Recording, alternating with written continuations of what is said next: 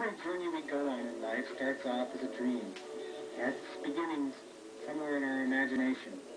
Everything we do as human beings starts off at our very beginning in our mind. My idea came to me that I would travel around the world on a bicycle. I thought that sounded like a great way to reach out and learn more about the world, discover what the planet Earth might be all about. So in July of 1983, I decided to leave on my bicycle trip. I bought a $600 Schwinn bicycle and $500 worth of accessories, quit my job, sold everything I had, and my friends in the company I worked with gave me this good luck, Eric, bon voyage party for me. They were saying goodbye to me, and I packed up my bicycle now, all my earthly belongings. I named my bicycle Friend, as this would be a friendship journey I was going on. Printed up a t-shirt that said Friend on it, and I had my front packs and rear packs, and everything was ready to go. Well, I threw my leg over the saddle and took off, as a lot of people were heckling me, but I headed north, and right away from the start I found out that bike riders have enemies, man's best friend. Spent 4 days traveling 400 miles to arrive in San Francisco, where I saw the Golden Gate Bridge, the big city of San Francisco, and headed north across the Golden Gate Bridge and waved goodbye to the Pacific Ocean.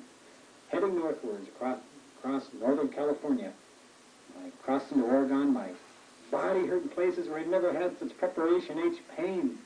Man, you spend all day on that bicycle seat and you really get a sore rear. My knees hurt too. Each of my kneecaps pulled some ligaments, and I was nursing one knee along with a bandage on the other one. Continuing on across Idaho into Yellowstone Park, Wyoming, I saw Old Faithful geyser erupting right at 2 o'clock in the afternoon. That's why it's called Old Faithful. That's a beautiful place to visit. Lots of wonderful places to camp also.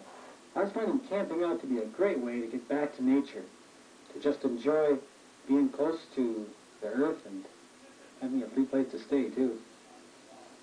One of the bonuses was whenever it rained, I got a free bath as my tent had a few leaks. Now to cross over mountains on a bicycle, one doesn't just get a good run for it and zip up to the top. It takes a lot of pedaling to get up a mountain. It took me 6 hours to get to 9,000 feet. And so you got to take one stroke at a time.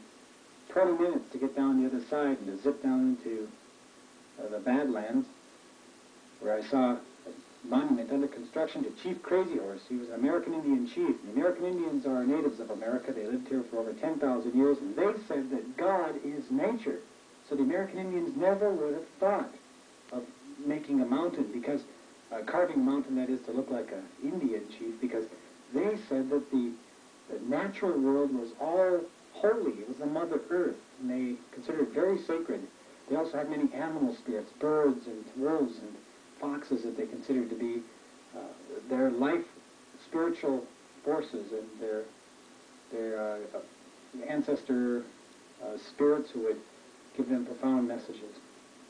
Continuing across South Dakota, I finally made it to Minnesota, and as I stopped at the border, this young gal came walking out with a nice cold drink and a sandwich, and she said, "Welcome to Minnesota." So I was happy to be back in my home state, and headed north, and after 30 days of pedaling 100 miles a day, I made it back to Duluth. And I was really happy to see the Great Lake of Lake Superior, this beautiful body of water, so clear and blue and clean. You know, out west there isn't many big lakes, and especially a beautiful lake like this. I took a cool dip in the lake, and I felt refreshed. It's like our great Gitchigumi Lake, Gitchigami, beautiful clean water is so reinvigorating. And so I headed then over the high bridge across northern Wisconsin into Michigan, into the south of Canada, and eventually on to New York State, where a lot of people were saying, "Hey, you better not ride your bike through the Bronx or Harlem, because you're going to get robbed, mugged, or murdered." Murdered, I thought. Hey, I got this t-shirt on that says Friend, and I got a smile on my face. Why should anybody hurt me? And so I passed through the Bronx and Harlem, and I didn't have any trouble. People helped me out. They gave me directions, told me which way to head towards to town, and I didn't have any trouble. And then I finally arrived in Manhattan, where I saw the big New York City skyscape. modern, bustling city this is, with lots of cars. I call them road monsters because they almost would eat me up alive.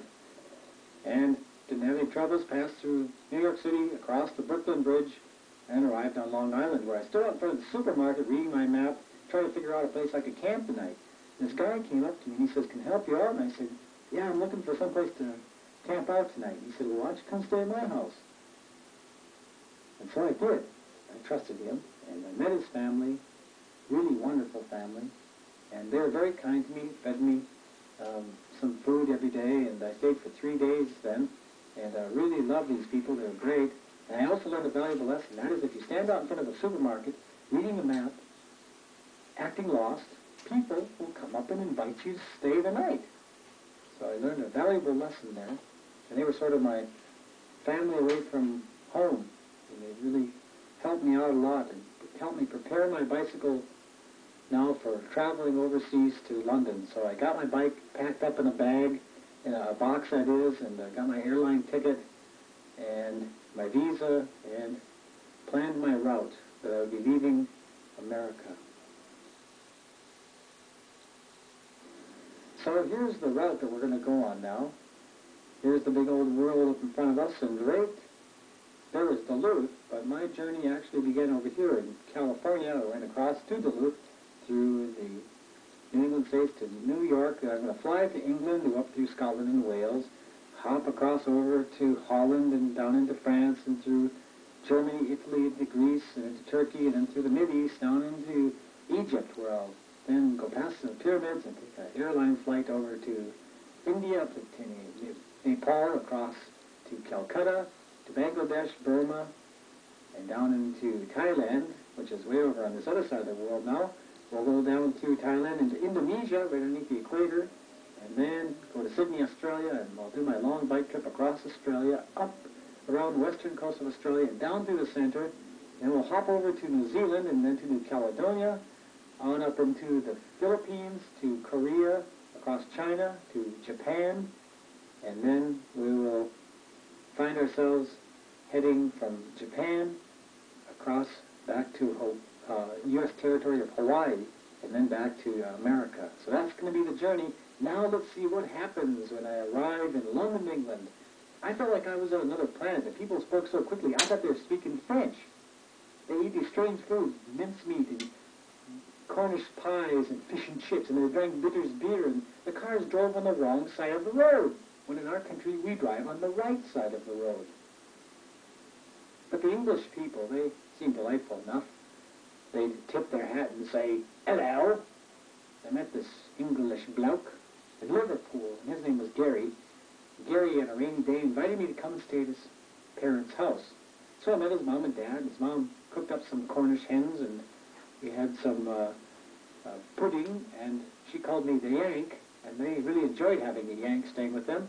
And I found these English people very delightful. They had a very clean and orderly home, and they were a lot of fun to meet. And I very sadly then had to say goodbye after they showed me around Liverpool, and I headed north up into Scotland. Well, I passed through Loch Ness, but I didn't see the Loch Ness monster. I saw some ancient ruins from castles and a lot of beautiful scenery. But up in the mountain country of northern Scotland, up in a village called Tool, I saw a woodcarver shop. So I went inside and I said hello to the woodcarver, and there he was whittling on his piece of ash. And he said to me, "Where did you go in Scotland?" And I said, "Well, I went to Loch Ness." And he said, "Loch Ness? Hey, did you see my wife?" And I said, "Your wife at Loch Ness? What would she be doing there?" He said, "She's the Loch Ness monster, the old gal." He also told me he sleeps with his sheepdog during the cold winter nights, and he can imagine where his wife sleeps. Well, he was just being very humorous. Scotsmen, have a real certain kind of humor that one has to appreciate.